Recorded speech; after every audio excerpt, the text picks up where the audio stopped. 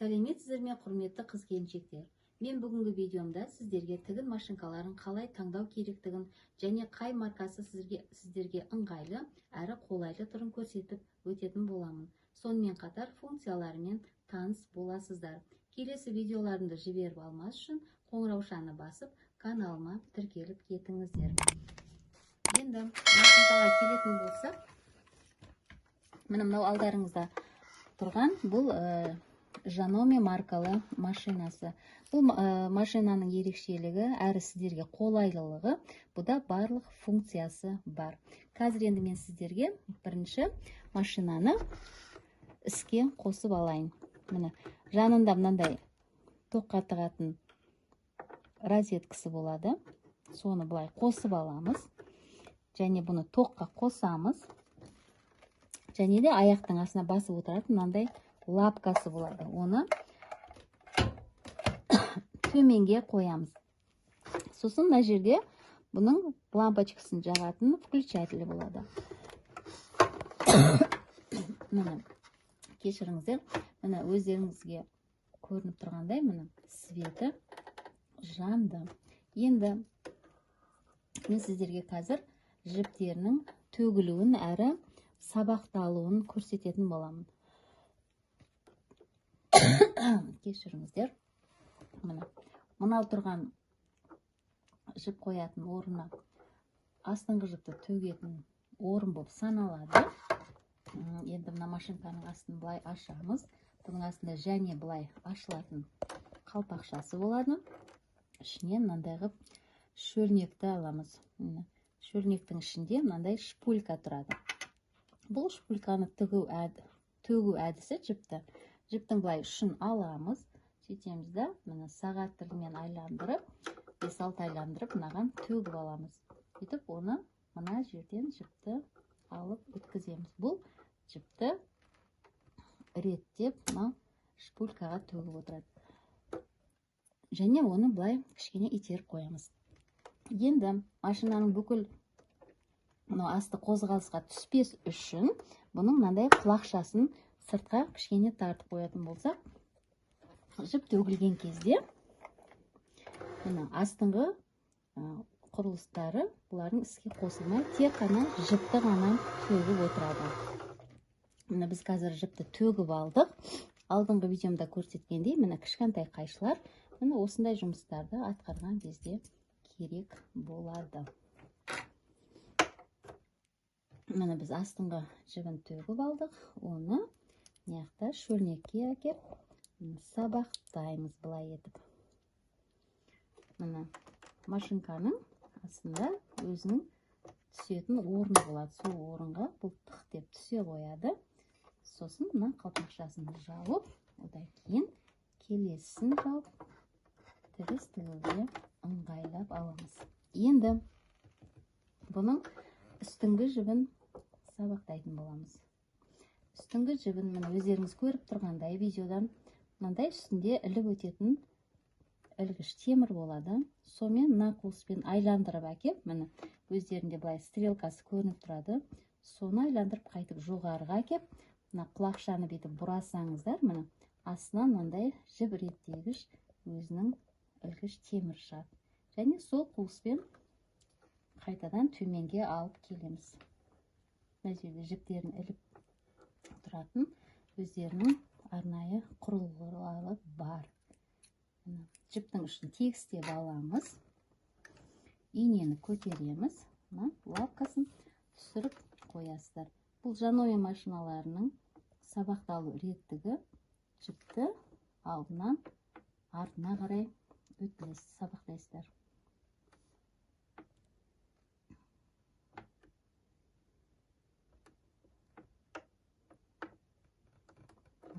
Сабақтап алдық.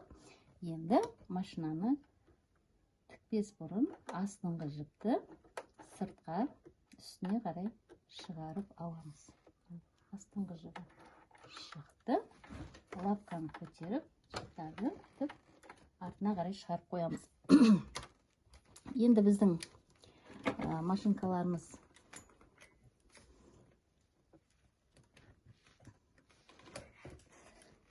тігіс тігуге дайын.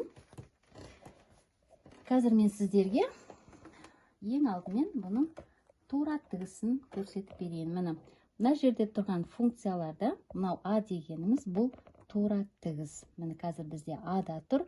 Енді мынау ортадағы тұрған тағы функциясы бұл сол тура тігістің ара қашықтығын өлшеп отыратын жаңағы құрылғысы. Бұдағы ең жоғарғы шағы бұл 4. Қазір міне 4-те тұр және тура тігісте тұр. Енді табанын түсіреміз. Сөйтеміз да құлағын кішкене бетіп бейнесін төменге қарай түсіріп аламыз да, төмен жақтағы лапкасын басатын боламыз. Міне мына құлақты ішке қарай қайттан итеріп қалпына келтіреміз. Әйтпесе сіздердің жаңағы машинкаларыңыз жұмыс жасамайды. Сөйтіп мынаны былай кішкене қолмен икемдеп, өткел жағында былай түге береміз.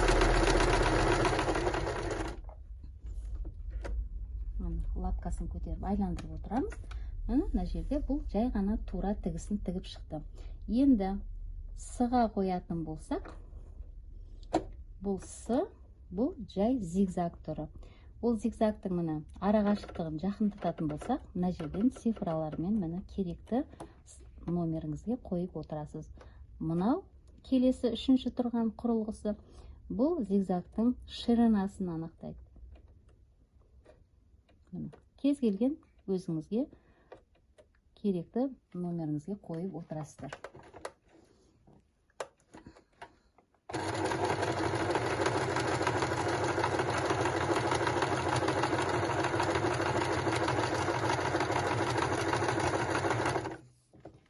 Қазір мен сіздерге мына зигзаг түрін тігіп көрсеттім. Осы сияқты кете береді. Әр функциялары мынандай әріптермен көрсетіліп қойған. Мына жерге қарайтын болсаңыздар, сол мына жақтағы тұрған буквалар қайсы қай зигзаг түрін атқаратыны көрсетіліп тұр. Соны өздеріңіздің қалауларыңызша тігіп жатқан бұйымдарыңызға қарай пайдаланып отырасыздар. Қазір мен енді жаноме машинасының жалпы қаншалықты сіздерге қолайлы екенін түсіндірдім және сабақталу функциясын және жаңағы тігістерінің функцияларын кішкене түсіндіріп өттім. Енді мен сіздерге келесі машинаның маркасымен таныстыратын боламын. Мына машинканы істен шығарамын. Енді келесі машинкамыз, мен оңай болсын деп екі машинканы кішкене қатар қойып қойдым, сіздерге кішкене түсінікті болсын деп. Бұл машинка жак деп аталады. Мына жерде жак жазуы бар. Мен кішкене былай ине шашыма ыңғайлы болсын мынандай жасап қойғанмын. Бұл F4 деп аталады.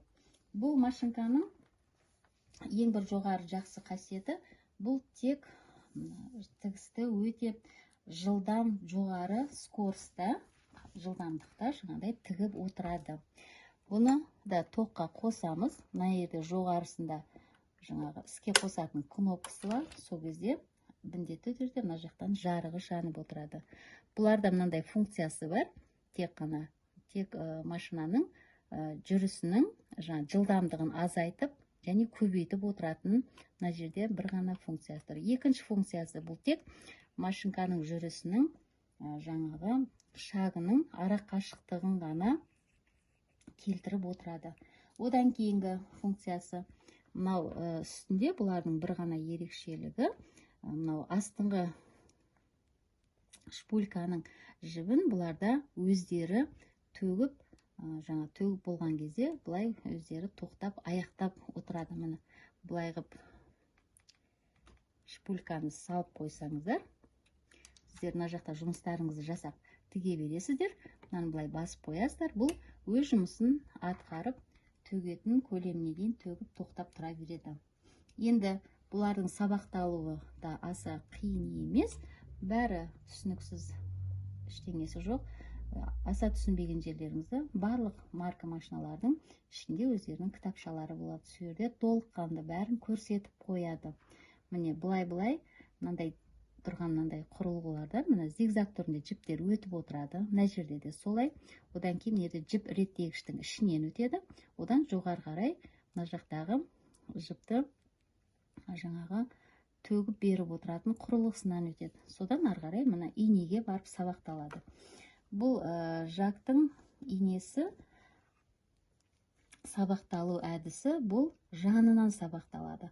А Жаноми маркамызда жаңа жіпті біз алдынан өткіздік. Әр сабақталатын жіп иненің мынау сай болып тұрған жағынан өту керек. Егер сіз инеңізді сындырып алған жағдайда келесі ине қойдыңыз делік. Сол кезде сіз инеңіздің сайын мына бетке өткізіп жіберетін болсаңыз, оң жаққа қарай бұрып, ол кезде сіздің машинкаңыз тігісін тікпейді.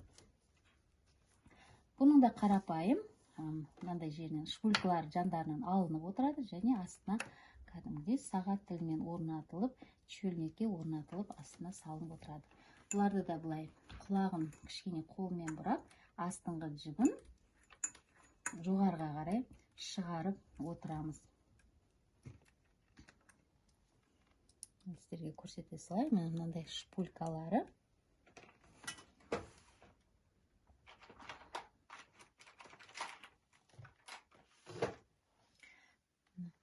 Төгілген жібі мына алдына қарай түсіп тұрады. Сөйтесіздер де оны шөлмекке бетіп кіргізіп, заправлять етіп аласыздар. Сөйтіп оны астына орнына орнықтырасыздар. Қазір енді мен сіздерге бұның тігісін тігіп көрсетемін.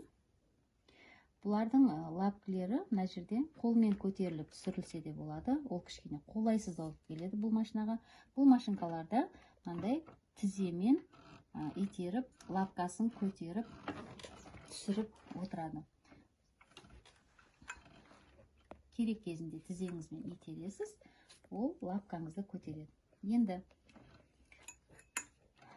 қазір мен сіздерге бұның тігісін көрсететін боламын. Бұның тігісі жаңағы жылдамдығы жоғары жүріп отырады.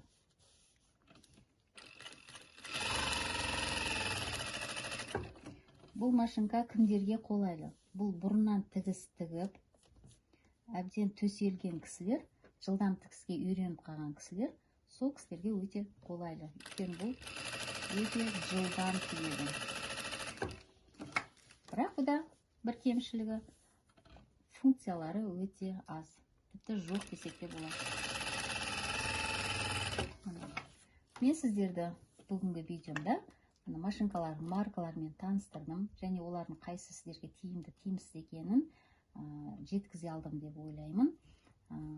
Мен берген ақпарат сіздерге ұнап жатса, лайк басып кетсеңіздер болады. Келесі видеомда мен сіздерге жаңағы 3 өлшемнен тұратын қыз-келіншектерге арналған түнгі көйлектің өлшемін және үлгісін көрсетіп үйрететін боламын. Келесі видеомда кездескенше сау саламат болыңыздар.